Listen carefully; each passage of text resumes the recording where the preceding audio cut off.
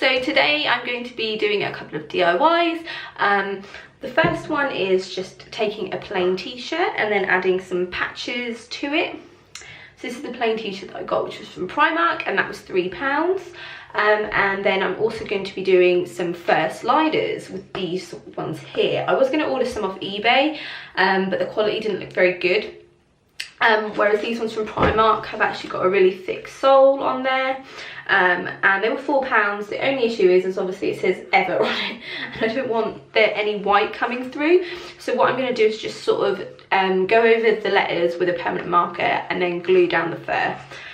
This is the fur I got and we'll be using today. I'm pretty sure there's enough. So I'm just going to start off with the top with the patch on it. As you can see, I've got a few patches here. I bought most of them in bulk on eBay, and I find that it's really good if you do this because whatever you're making, it can be a bit cheaper if you've got a lot of patches that you liked in a pack. Like a few of them here I don't particularly like, especially the football with the lipstick kiss on it. I don't know who that's for, but yeah, just take a look and see what you like and what you want to do on your t-shirt. My favourite patches that I got were these ones, which is this one says Beat It on it, and there's 3 others that I got in a pack, and those were £3. So I think that equates to about 60p per patch, and because I like all of them, that means I'll probably use them all on bags or tops. So it's kind of like if you're spending about £3 on a tote bag or a top, it'd be about £3.60 a piece. So these are the 2 designs I like the most. This one says Drop Dead, and it's just a little heart, it's really cute. And then this is kind of like a Yorkshire Rose, but it's red, so it's not really a Yorkshire Rose. So what I'm going to do now is just get my black t-shirt, lay it down, and then just have a look at which one I think looks best on the top and which one I want to do. Now I've chosen my patch, I'm just going to put a towel on the table so I don't melt it. If you want to see the tutorial on how I made the table, I'll link it below. I'm now putting the t-shirt down flat on the table so that I can position the patch where I want it to be.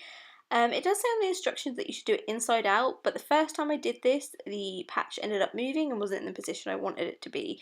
So I think if you just put the heat on it to start with and then turn it inside out to seal it in, it will be in the exact position that you want it to be. Then we're going to use an iron just to get the base of where we want the patch to be, and then using the pointy end of the iron, just use that to go round the edges just to make sure you get those, because I found that if you just put it flat on the patch, sometimes the edges won't be sealed right in, and then just leave that on there for 10 seconds and then that should stick it down quite nicely to your t-shirt.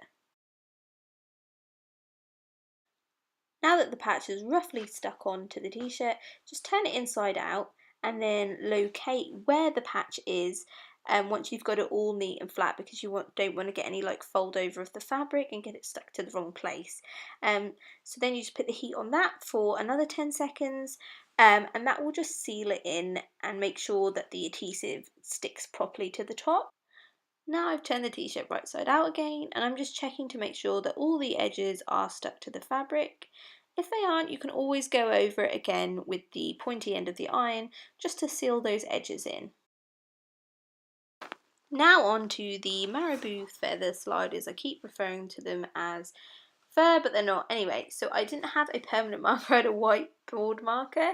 So I've got scissors, a nail file and the feathers. So what I'm going to just do is, because I'm a glue gun, and because I don't have a permanent marker, I'm just going to use the nail file to roughen the letters out so that I can go in with the board marker and the ink will stick to it a bit better.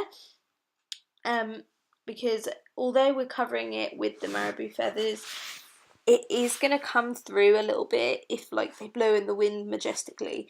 It's going to come through if there's white. So I just wanted to cover them. I mean, it probably would have been okay, but I just didn't want to regret it, and then people would be like, is there wording under your shoes? And then I'd be like, yes, because I didn't have a permanent marker.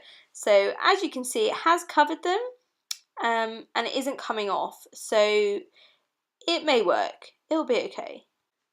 Now I'm just wearing the shoe like a glove and just roughing up all the letters that I cover them in my crappy pen that I wish was a permanent marker. That isn't.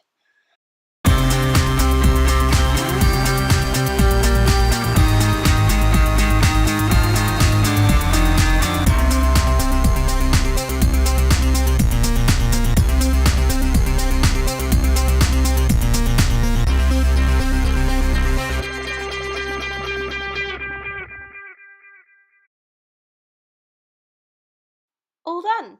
Well, that part anyway. So now we're going to glue on the feathers with the glue gun.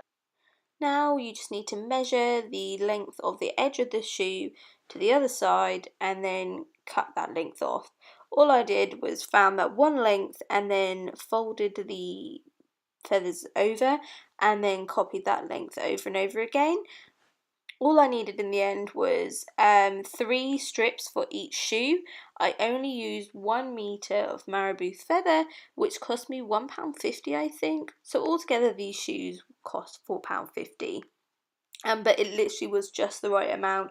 I had no excess left over, but as you can see, it's a very messy process. Using the glue gun, just create a line across whichever side you want to start on really. I just chose the one that was closest to me. You've got to work really quick with this, otherwise it just does go solid, but also be really careful because if you try and put it on too quickly and it's still really hot, you will burn yourself.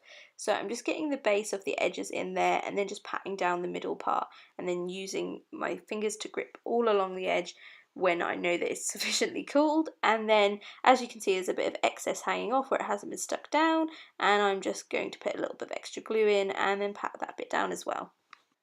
Now just repeat this process until the shoe is completely covered in the feathers.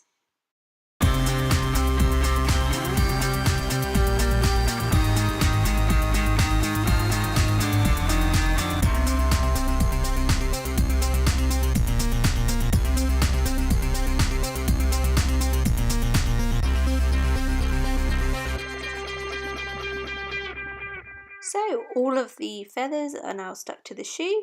It looks pretty good, apart from it looks a bit messy in places. So what I'm going to just do is take my scissors and trim the edges. I'm going to give my shoe a haircut, if you will, just to make it a little bit more tidier and have a more solid shape to the shoe.